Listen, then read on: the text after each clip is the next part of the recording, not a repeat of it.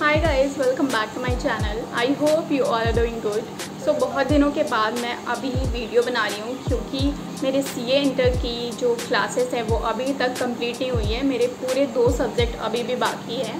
First is financial management and second economics. तो अभी मुझे ये 2 कंप्लीट करना है अपना सब्जेक्ट। बाकी लगभग कंप्लीट है 90%। उन सब की बस रिवीजन करनी बाकी है। तो अभी मैं पढ़ने जा रही हूँ, फिर से सेकेंड शिफ्ट लगाने जा रही हूँ। अभी मैं बस लेक्चर लूँगी एंड उसके बाद फिर जो भी सुबह से पढ़ा है वो थोड़ा रिवाइज़ कर लूँगी और फिर जाऊँगी नीचे। तो चलिए स्टार्ट करते हैं।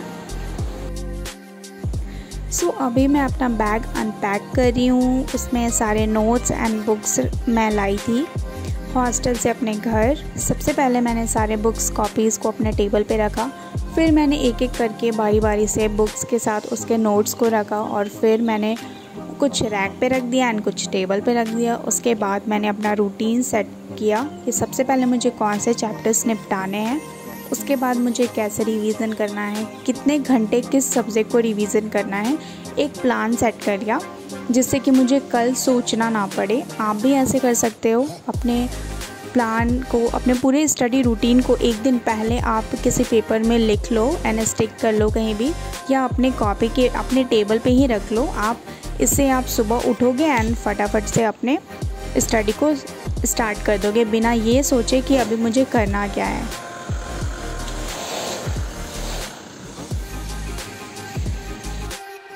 तो सबसे पहले मैं सुबह उठकर मैंने सोचा कि अपना लेक्चर ले लेना चाहिए फाइनेंशियल मैनेजमेंट का, क्योंकि मैं 1-2 लेक्चर डेली ले रही हूँ और बाकी का जो टाइम है उसे मैं रिवीज़न के लिए रख रही हूँ, क्योंकि अब रिवीज़न करना भी बहुत ज़्यादा ज़रूरी है। नवंबर में ही हमारा एग्ज़ाम है। अगर आपका भी सिलेबस पेंडिंग है तो गाइज़ अपने आधे टाइम को अपना सिलेबस कंप्लीट करने में दो एंड फिर आप अपना बाकी टाइम रिवीज़न में लगाओ। फिर मैंने नाश्ता कर लिया था, उसके बाद मैं वापस अपने रूम में आ गई थी। अब मैं पढ़ूंगी कुछ थ्योरी मुझे याद करना था, तो बैठे बैठे याद करना बहुत मुश्किल होता है, इसलिए मैंने थोड़ा बहुत समरी चार्ट्स बनाया। इससे मेरे समरी चार्ट्स भी रेडी हो जाते हैं 1.5 डेज़ के लिए। 1.5 डे जो एग्ज़ाम के पहले हमें मिलता है, उस दिन के लिए भी हमें नोट्स अपना रेडी रखना चाहिए ताकि हमें पूरे बुक को, पूरे लेंथी नोट्स को ना पढ़ना पड़े। हमें इतना अच्छे से अपने छोटे समरी नोट्स को बनाना चाहिए कि 1.5 डे में हम एक एक चीज़ को पढ़ लें और एक एक चीज़ रिकॉल हो जाए, ताकि एग्ज़ाम में हमें इससे बहुत ज़्यादा हेल्प मिलेगी। क्योंकि सिलेबस इतना वास्ट है, इतना बड़ा है कि आप 1.5 डेज़ में हो सकता है कि हमसे कुछ छूट जाए, 1-2 चैप्टर छूट जाए। इसलिए हमें समरी नोट ज़रूर बना लेना चाहिए। अगर आप किसी ऐसे प्रोफेशन में हो, CA, CS या CMA जैसे कोर्स में हो, तो आपको समरी चार्ट्स एक दिन पहले ज़रूर बनाना चाहिए।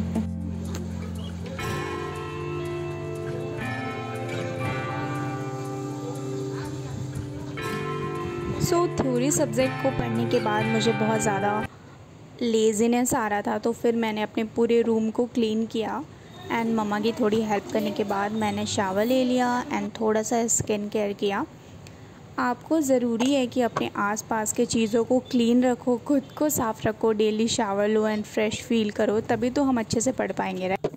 तो अभी मेरे साथ मेरी छोटी बहन भी बैठ गई थी पढ़ने। फिर मैंने जो आज मुझे टॉपिक करने हैं वो सारा मैंने लिखा है एंड कुछ जो पेंडिंग टॉपिक्स अब मेरे बच गए हैं, 3-4 चैप्टर्स, वो लिखा है। जो मुझे रिवाइज़ करना है इस वीक में वो लिखा है इसमें, ताकि मुझे याद रहे ये सब टॉपिक्स। एंड इतना कुछ करना है, ये देखकर मैं फ़ोन ना चलाऊं, इसलिए मैं ये लिखकर अपने सामने लगा ली। तो 1-2 घंटे पढ़ने के बाद मैं नीचे गई थी। फिर अपने कंप्यूटर क्लास के बाद मैं वापस कुछ अराउंड 5 बजे मैं अपने रूम में आ गई एंड वापस से ये पास्ट एग्ज़ाम पेपर ऑडिट के लिए। तो ये मैंने देखा बहुत सारे टॉपिक्स थे जो मुझे रिकॉल नहीं हो रहा था, तो फिर मैंने उसे अपनी कॉपी में लिख लिया। ऐसे ही आपको बीच बीच में अपने टेस्ट पेपर्स देखने चाहिए कि कैसे एग्ज़ाम में क्वेश्चंस आते हैं। जैसे जैसे चैप्टर आप करते जाओ, आप उसके पास्ट एग्ज़ाम पेपर ज़रूर देखते जाओ कि किस टॉपिक से ज़्यादा क्वेश्चन आता है, वो आप अच्छे से नोट कर लो, रिवाइज़ करते रहो। ये भी एक अच्छा तरीका है पढ़ने का।